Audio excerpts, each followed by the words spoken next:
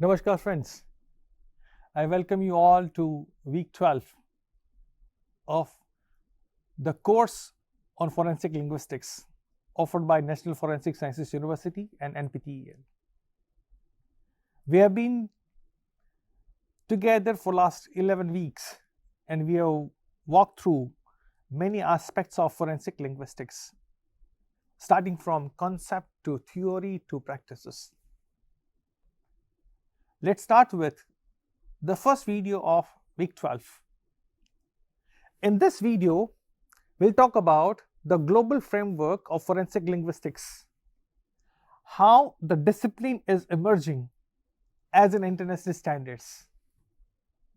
Friends, this is our final module, and now we zoom out from cases, courts, and investigations to see the discipline on the world map. Forensic linguistics is no longer a niche academic area. It's not just a field, it is an emerging as a recognized component of justice systems, security agencies, digital regulation frameworks, and international forensic standards. Friends, today we'll explore how different countries use linguistic expertise and how India is stepping into this global conversation. Friends, crimes today are borderless. Phishing scams come from anonymous servers abroad. Hate speech travels across platforms in seconds. Threats may be written in hybrid linguistic varieties. Data moves through multinational cloud systems. Investigations increasingly depend on international cooperation. At this time, global frameworks ensure that linguistic evidence is recognized, interpretable, and admissible across different jurisdictions. Without shared standards, global crime leaves global confusion. Friends, several countries have pioneered in forensic linguistic institutions. The United Kingdom hosts some of the earliest academic centers. Spain and the Netherlands have specialized forensic linguistic laboratories. The United States has increased reliance on linguistic expert testimony in authorship analysis, trademark disputes, and terrorism cases. These nations contribute to international norms by publishing guidelines, establishing peer-reviewed methodologies, and training expert witnesses. When we talk about landmark international influences, friends, some cases influence the world's understanding of linguistic evidence. The Unabomber case I have discussed earlier in this course. The Unabomber case in the United States showed the power of linguistic intellect in identifying the writer. Defamation and free speech litigation in Europe highlighted the need for semantic precision. Terrorism-related cases demonstrated how linguistic markers help distinguish ideological authorship patterns. Friends, these movements pushed courts to acknowledge language as a measurable, reliable evidence. Now, when we talk about global platform, we need to also talk about global challenges. The global landscape brings complexity. Multilingual writers weave languages together. These digital platforms compress language into emojis, acronyms, and GIFs. Cultural differences shape politeness, emotions, aggression, and metaphor in different manner. Global frameworks must adapt to these variations while maintaining consistency. These balance act is one of the field's greatest challenges and greatest opportunities too.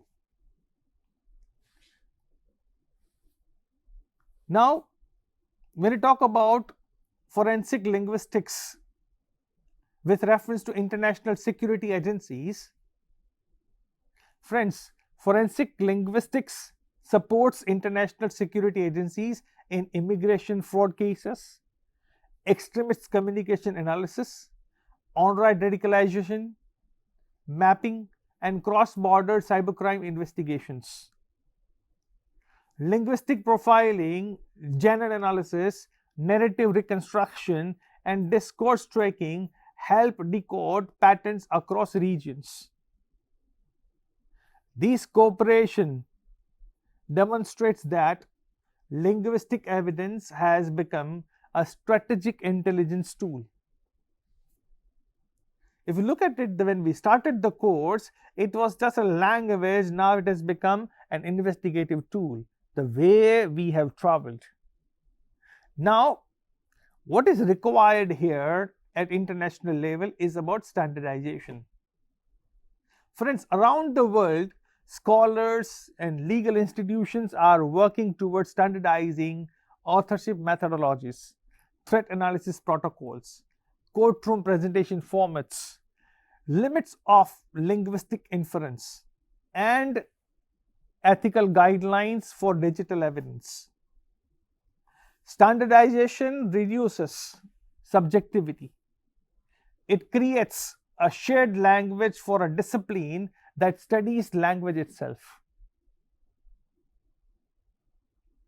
I'm very happy to talk about India's role as a new leader in the global forensic ecosystem.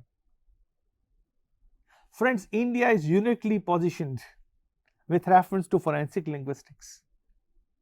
With unmatched linguistic diversity, an expanding digital population, and one of the fastest growing forensic science ecosystems, India is becoming a major contributor to global forensic linguistic thought.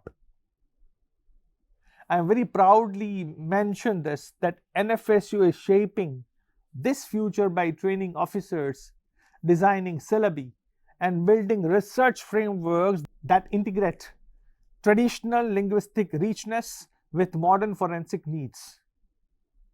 India's multilingual reality gives the world a powerful research model.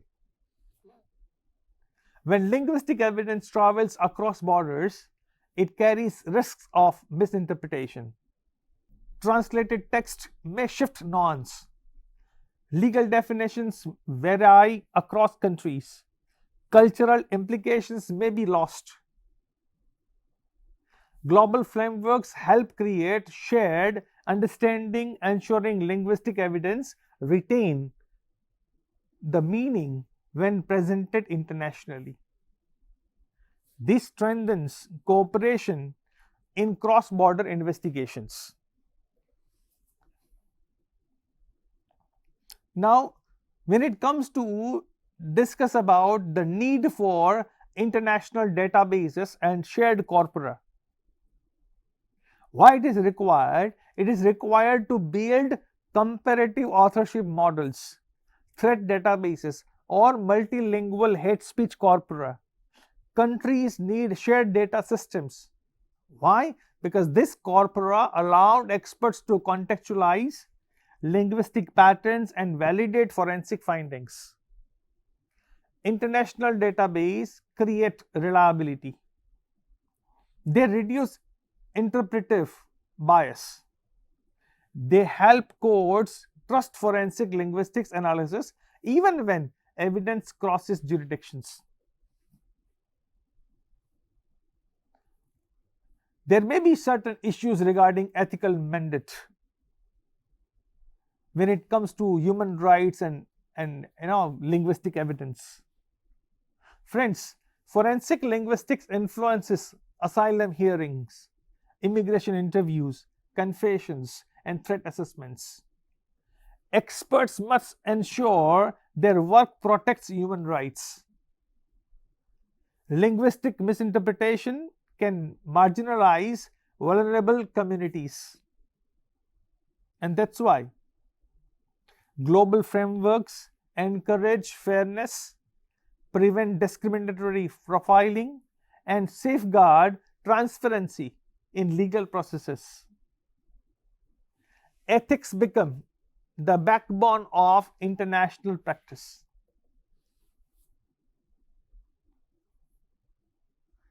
It's time for global collaboration. It has been rightly said that this is not the era of competition, this is the era of collaboration. When we join a growing community of experts, as the discipline grows, collaboration becomes essential.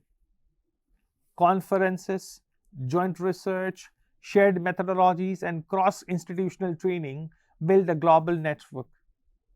Experts learn from one another. New ideas circulate. Standards evolve. Forensic linguistics becomes not just a discipline but a community committed to justice. Friends, you are entering a global profession. When we are ending this first video of week 12, as we move further, you will see how forensic linguistics enters national systems, influences policy, collaborates with technology, and creates institutional pathways. The world needs trained ethical linguistic experts, and you are stepping into that global space. In the next session, we'll explore how India is formalizing forensic linguistics through judicial, academic, and law enforcement integration. Till then, stay tuned with us. I'll catch you in the next video. Till then, thank you very much.